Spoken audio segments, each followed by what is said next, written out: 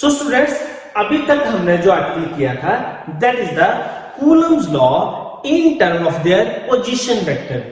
अभी तक हम दो चार्जेस की बात कर रहे थे, बट लेट अस सपोज हम एयर की बात करें तो एयर में हम एटम की बात करेंगे। तो ऐसा तो नहीं है कि एयर में सिर्फ एक ही एटम है, इसमें नंबर ऑफ एटम्स हैं, तो एटम्स के ऊपर डिफरेंट डिफरेंट चार्जेस होंगे। मींस इस एयर में different and number of charges हैं।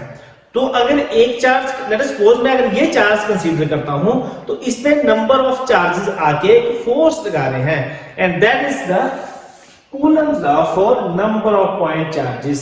और इसी को हम क्या बोलते हैं? Superposition principle. डेफिनेशन हम डायग्राम के बाद में समझते हैं। So first of all what is the diagram? Let us suppose we have an XY frame और इसमें हमारे पास नंबर ऑफ चार्जेस हैं। Let us suppose this charge is the 1, this is the 2, this is 3, this is 4. Let us suppose this charge is the 1, this is 2, this is 3, third charge, and इसी तरीके से यहाँ पे number of charges हैं। अब let us suppose मैं एक point charge consider कर लेता हूँ, that is the Q0, और इस Q0 पे ये सारे चार्जेस क्या है? एक फोर्स अप्लाई कर रहे हैं। सो लेट अस सपोज इसका जो पोजीशन वेक्टर आएगा दैट इज R1, जो अभी हमने देख लिया था कि कैसे निकलेगा। This position vector is the R2, late us suppose this position vector is the R3 and let us suppose this is the Rn। और इसके लिए जो पोजीशन वेक्टर लेते हैं late us suppose this is the R, simple R, कि हम इसको या फिर R ले लेते हैं या फिर हम इसको क्या कंसीडर कर लेते हैं? R0। R1 है तो 1, 2 है तो 2, 3 है तो 3, n है तो n के लिए हम n लिख रहे हैं और नॉट है तो नॉट। यहां से जो डेफिनेशन आएगी that definition is the principle of superposition या फिर superposition principle. It is defined as the total force. Let us suppose this is the Q0, then total force is the sum, is the vector sum of net force, let us suppose net force is F, is the vector sum of all individual forces। let us suppose individual force कौन सी है? इसकी जो individual force लगेगी that is the F1, इसकी वजह से लगेगी that is F2, this is the F3 and sum of that is the Fn। so according to superposition principle, according to superposition principle, net force is the sum, कौन सा sum? That is the vector sum of all individual forces।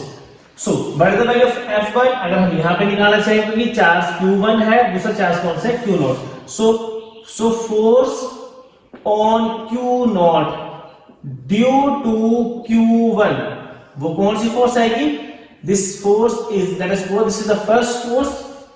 so first force is that according to Coulomb's law 1/4 pi epsilon naught। दो charges के बीच में force, एक charge Q1 था, second charge कौन सा था? Q0 अपॉन नीचे क्या था यहाँ पे? दिस इज द R, जो उसका वेक्टर था हम उसमें से दूसरे वाले को माइनस कर रहे थे। तो सेकंड में हमने फर्स्ट वाले केस में लिखा था जो इससे पहले वाला था, यहाँ पे 2 था और आगे था 1, लेकिन यहाँ पे क्या कंसीडर किया मैंने? R0 और कौन सा लगा दिया? सीधा R1। ये सिमिलर है अगर आप इससे पहले वाले आर्टिकल को अंडरस्टैंड कर चुके हैं तो इसके बाद second value that is the R0 minus R1, means जो जिस पे हम फोर्स निकाल रहे हैं वो पहले आएगी और उसके बाद दूसरी इसकी माइनस। सिमिलरली ऐसे ही force on Q0 due to Q2, similar ऐसे आएगी that force is the second force. So this is the 1/4 pi epsilon naught Q1 Q0 upon R0 minus R2, second की वजह से इस पे जो फोर्स लग रही है। सो Q into R0 minus R2। Similarly हम ऐसे नंबर ऑफ टर्म्स के लिए लेंगे। So what is the value of Fn? So 1/4 pi epsilon naught Q।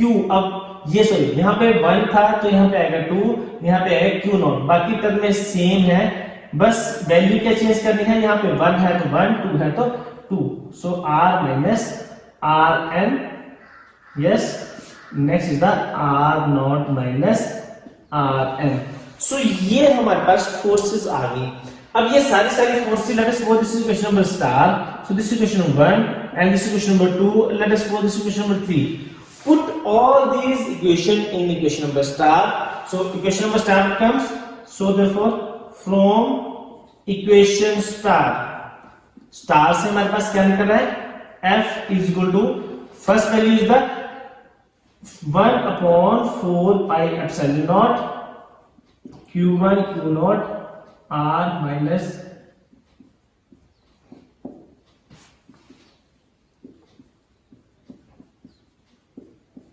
and this is the first force and second force is the, so इसी तरीके से हमारे पास फोर्सेस आएंगे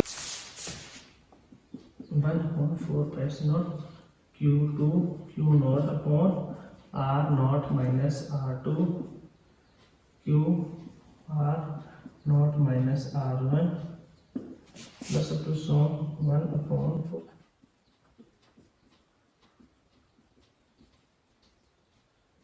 सो ये सारी फोर्सेस हमारे पास आ चुकी हैं। तो अब इसमें से कॉमन क्या है, ये भी कॉमन है, यहां से ये भी कॉमन है, नेक्स्ट इक्वेशन से ये और ये कॉमन है, नेक्स्ट इक्वेशन से ये और ये कॉमन है।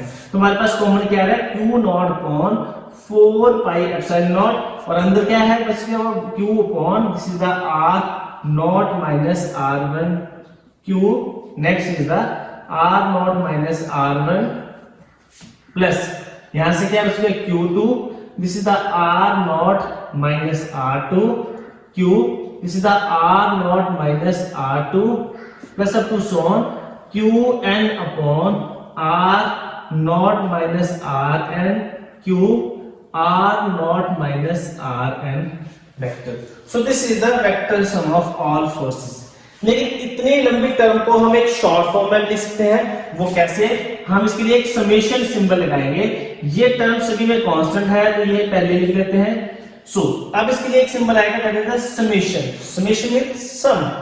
अब हमने जो वैल्यूज है वो लिखनी है पहले सेम टू सेम सभी में, कैसे यहाँ पे q q q, that means इसकी सेम वैल्यू आ रही है, यहाँ पे भी सेम r नॉट, यहाँ पे चेंजेस आ रहे हैं। तो जहां पे चेंजेस आएंगी वहां पे हम क्या लिख देंगे, लेट अस सपोज ये q है तो q ही रहेगा।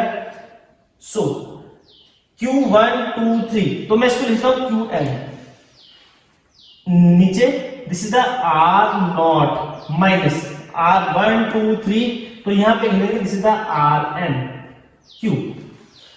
बस हमें यहां पे 1 2 जहां पे वेरिएबल्स आ रहे हैं वहां पे सिंपली हम क्या लिखेंगे n। सो नेक्स्ट क्या है r नॉट, ये फिक्स वैल्यू है, fix, so this is the r minus rn। तो this is the summation form। अब हम यहाँ पे लिखेंगे कि n की वैल्यू कहां से कहां पुट करें, 1 से लेकर लास्ट में n।